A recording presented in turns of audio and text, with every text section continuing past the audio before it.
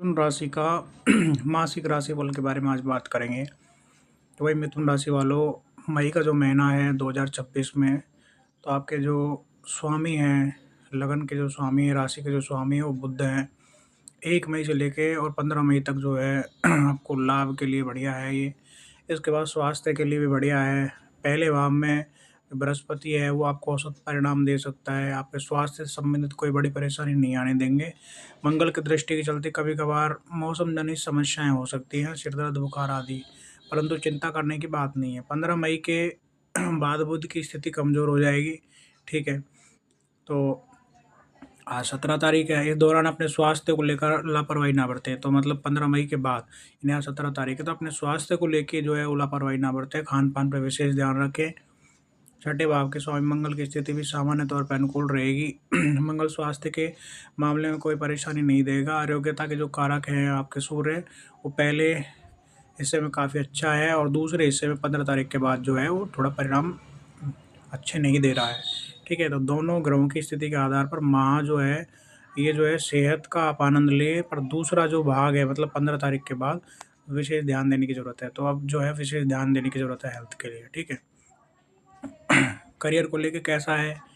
तो करियर को अगर आपको देखना है तो कर्म स्थान के स्वामी बृहस्पति हैं और ये जो पहले भाव में हैं, ये गोचर कर रहे हैं अपने नक्षत्र में। तो सामान्य तौर पे ये स्थिति है, ये बढ़िया है, बहुत अच्छी है, ठीक है? 15 तक आपको अच्छे परिणाम हैं। उसके बुध जो है गोचर कर रहा है व्यापार का स्वामी, तो 15 तारीख तक तो अच्छे परिणाम देगा। उसके बाद थोड़ा-सा आपको व्यापार में जो है सावधानी बरतने की ज़रूरत है।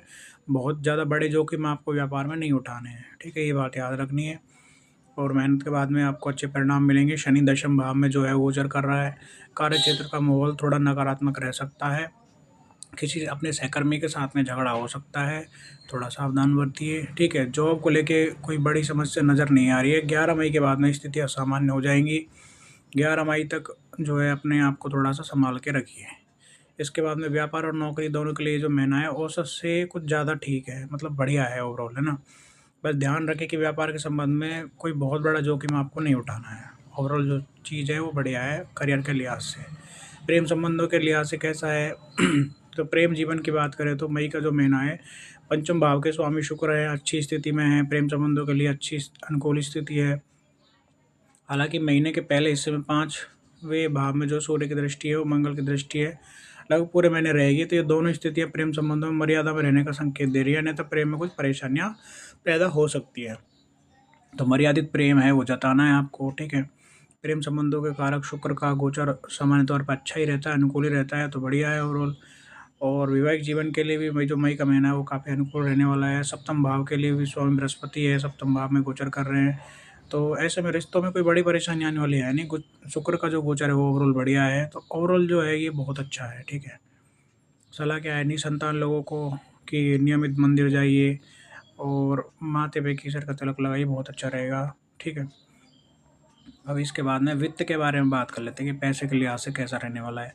तो आर्थिक जीवन को देखें तो लाभ भाव के जो स्वामी है मंगल महीने की शुरुआत से लेके 11 मई तक औसत स्थिति में रहेंगे, लेकिन 11 मई के बाद में ये लाभ भाव में पहुंचकर आपको अच्छा लाभ देंगे, ठीक है? लाभ की दृष्टि से मई का जो महीना अच्छा रहने वाला है। धन लाभ, धन भाव के सब चंद्रमा के जो है नकारात्मक जो प्रभाव है वो आपको कम देखने को मिलेंगे।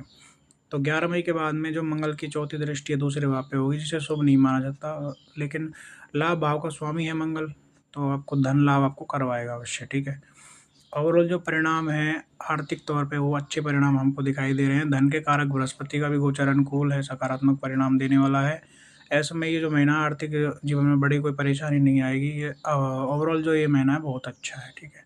मित्र और परिवार के लिहाज से पारिवारिक जीवन की बात करें तो आपके दूसरे भाव के जो स्वामी चंद्रमा हैं, इनके भाव में महीने के पहले हिस्से में जो है प्रत्यक्ष रूप से थोड़ा बहुत अच्छा नहीं है, पर उसके बाद में 11 मई के बाद में जो समय है वो ठीक है। ओवरऑल जो है कहा-सुनी होने की ज़्यादा संभावना है, तो थोड़ा-सा अपनी जो ज़ुबान पर उस पे कंट्रोल रखना है, पारिवारिक बहस से आपको बचना है, ठीक है? तो गृहस्थ जीवन में उतार-चढ़ाव आ सकते हैं, तो उसको लेके थोड़ा-सा आपको जो है ये महीना है वो मिला-जुला रह सकता है, ठीक है? राधे-राधे।